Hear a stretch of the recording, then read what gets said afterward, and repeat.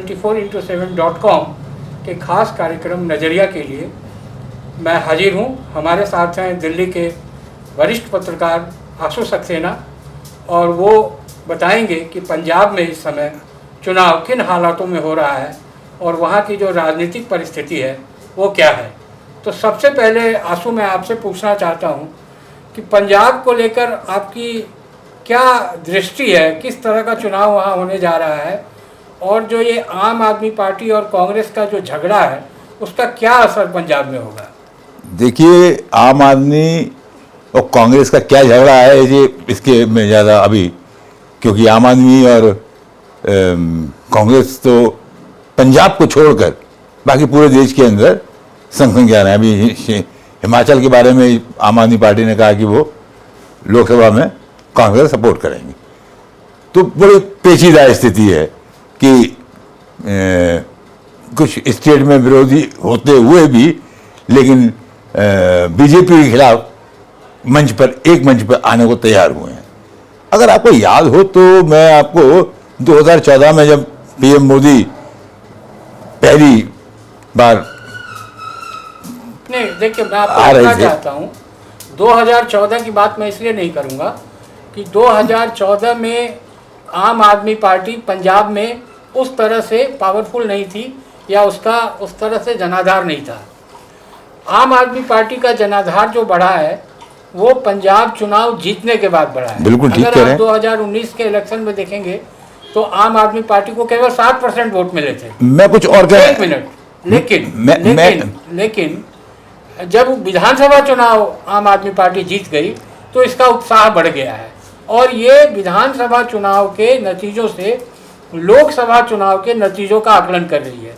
तो क्या आपको लगता है कि जो विधानसभा चुनाव में उनको जो वोट मिला वो लोकसभा चुनाव में भी मिलेगा?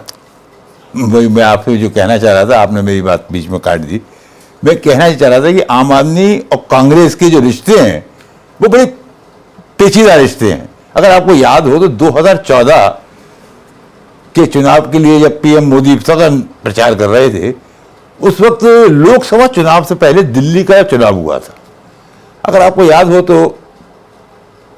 दिल्ली में बीजेपी की कांग्रेस सरकार थी और वो सत्ता से बेदखल हो गई थी। क्या कारण थे उस पर अभी हम ज़्यादा चर्चा नहीं करते हैं, लेकिन जो सबसे दिलचस्प देखने को चीज़ मिली थी वो ये थी कि सबसे बड़ी पार्टी बीजेपी होते हुए भी 70 की विधानसभा में बहुमत का आंकड़ा पार नहीं कर पाई थी और मोदी जी ने उसके लिए जी तोड़ कोशिश की थी। अब कांग्रेस ने सत्ता जाने के बावजूद बीजेपी को रोकने के लिए केजरीवाल को अनअपोज बिना किसी उसके सपोर्ट कर दिया और केजरीवाल पहली बार कांग्रेस सपोर्ट से ही मुख्यमंत्री बने थे। मगर केजरीवाल ने धोखा दिया ना कांग्रेस। मैं धोखा उसमें मैं नहीं जाता हूं। मैं जी पत्रकारिता इस तरह की भाषा की वह पत्रकारिता करता नहीं हूं जी। मैं आपको कह रहा हूं रिश्ते क्या है।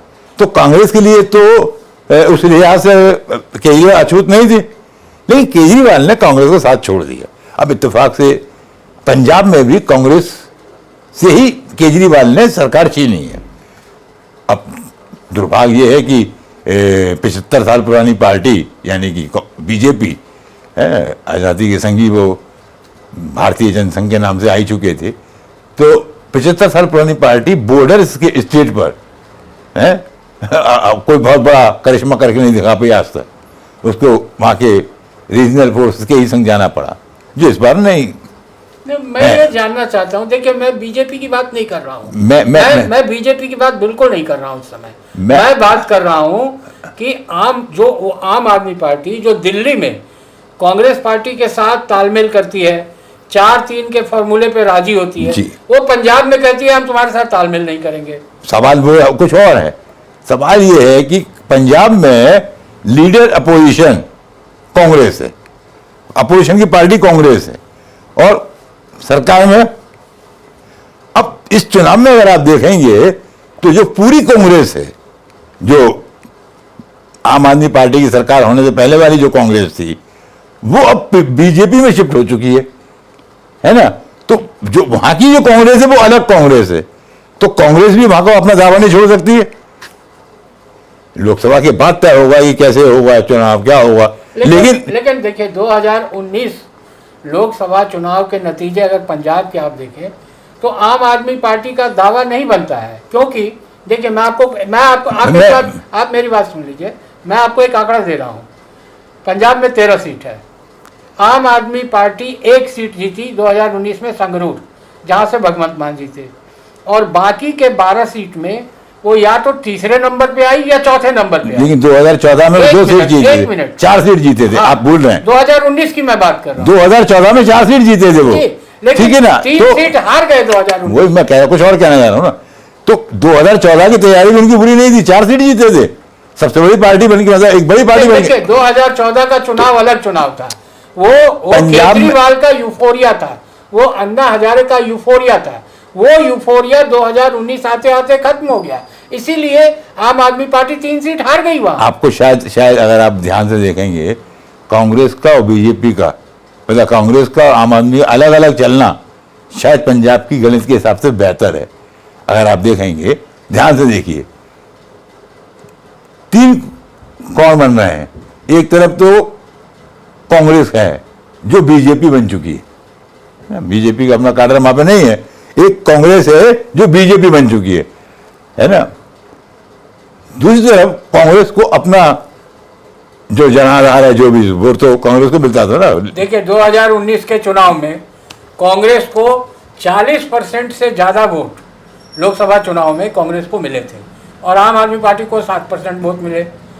और आप तो बीएसपी को बहुत करीब से जानते हैं, यूपी में भी, और बीएसपी पंजाब में लड़ी, और बीएसपी को वहां हर कंस्टिट्यूएंसी में 1.25 लाख, 1 लाख, 1.5 लाख वोट आए, लेकिन आम आदमी पार्टी को बीएसपी से बहुत कम वोट आए। काशीराम जी मूल रूप से पंजाब के ही रहने वाले थे, आपको शायद मालूम नहीं, रामदासी थे वो पंजाब में, जो दलित। मैं जानता हूं उनका ओरिजिन पंजाब से हुआ, जी, और उन्होंने अपना कार्यक्षेत्र उत्तर प्रदेश में बनाया। तो इस बार क्या अकाली और बीजेपी बीएसपी का कोई तालमेल है?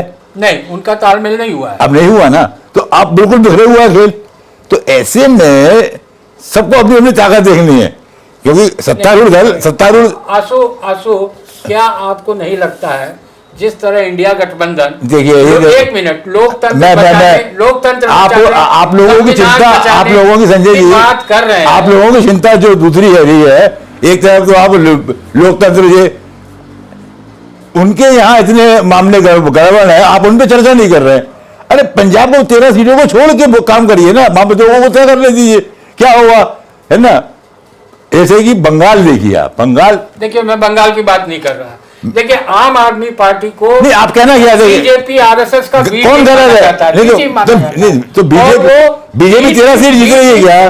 बीजेपी के लिए रास्ता आसान कर रही है पंजाब में। पंजाब में मैं क्या बीजेपी 13 सीट जीत रही है क्या? नहीं, बीजेपी इस समय तो जीतती हुई दिखाई नहीं दे रही, तो फिर क्योंकि 2019 में उसको 9% वोट, बेमानी है, बेकार है बात है। जो हमें भी वोट जाएगा, जो भी जीतेगा वो इंडिया में आएगा ना। अब इंडिया में तय होना है कि किसकी ताकत ज्यादा है, ताकि विधानसभा के वक्त तक हो सके कि हम लोगों को मिलकर जाना है। अब मान लीजिए अगर आपसे काफी चर्चा हुई, ये बताइए अंत में पंजाब के नतीजों के बारे में आपका आकलन क्या है? पंजाब के बारे में मैं बहुत ज्यादा कुछ नहीं कह सकता हूं, मतलब किसके कहते में खाते में क्या होगा, ये हाँ ये कह सकता हूं, कांग्रेस खत्म नहीं होगी वोट बैंक के हिसाब से है, और बीजेपी का कोई बहुत बड़ा उभार नहीं होगा। जबकि अगर हो भी गया, मान लीजिएगा हो गया, तो बीजेपी के अंदर जो स्थिति अगर मैं अब देख रहा हूं कि अगर प्रधानमंत्री मोदी नहीं बने तो एक नया खेल शुरू हो जाएगा बीजेपी में, घर वापसी।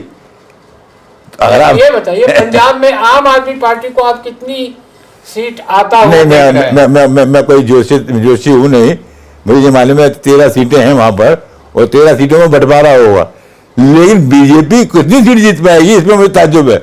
पूरी कांग्रेस लाने के बाद भी क्या बीजेपी बल्ले बल्ले नहीं हुई है? मोदी तो पिछली बार तो सरदार बन गए थे, आपको शायद याद होगा। आंसू, आपकी आम आदमी पार्टी के साथ काफी सहानुभूति है। मेरी किसी के साथ सहानुभूति नहीं है। आप आम आदमी पार्टी के ना तो खिलाफ कुछ सुनना चाहते हैं, न उसके खिलाफ कुछ बोलना चाहते हैं। नहीं, लेकिन मुझे जो लगता है कि आम आदमी पार्टी कांग्रेस का खेल खराब करेगी और बीजेपी के लिए रास्ता। अच्छा आप बताइए, पंजाब में खेल खराब अगर हो भी गया है ना, तो इससे क्या होगा? हो सकता है कांग्रेस कंट्रोल में रहे, जो गलती कांग्रेस ने 96 में की थी इस बार वो गलती ना करे, हो सकता है। क्योंकि अगर कांग्रेस की 96 वाली गलती नहीं होती थी वो बड़ा सरकार की, तो शायद बीजेपी नहीं होती आज। तो कांग्रेस शायद अपनी जो भी है सबक लेगी, इससे बेहतर ही रहेगा देश के लिए। आप खामोखा कांग्रेस के लिए चिंतित हैं, मैं चिंता किसी के लिए नहीं हूं, मैं देश के लिए चिंतित हूं।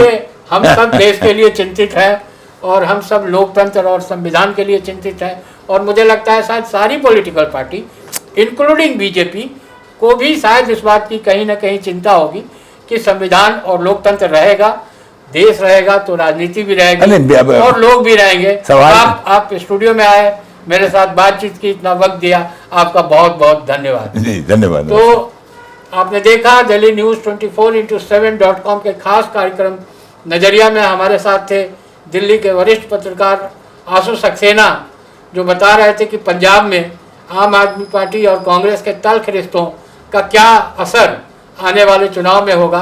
अब नतीजे तो 4 जून को के बाद ही आएंगे या 4 जून को आएंगे, तब हम लोग फिर से एक बार इस पर चर्चा करेंगे कि पंजाब में क्या होगा। आपको अगर हमारा ये डिबेट डिस्कशन बातचीत अच्छा लगा हो तो हमारे चैनल को सब्सक्राइब कीजिए, शेयर कीजिए और हमारी कुछ आर्थिक मदद भी कीजिए, हमें अच्छा लगेगा। दिल्ली न्यूज़ 24x7.com के लिए मैं संजय कुमार, दिल्ली से।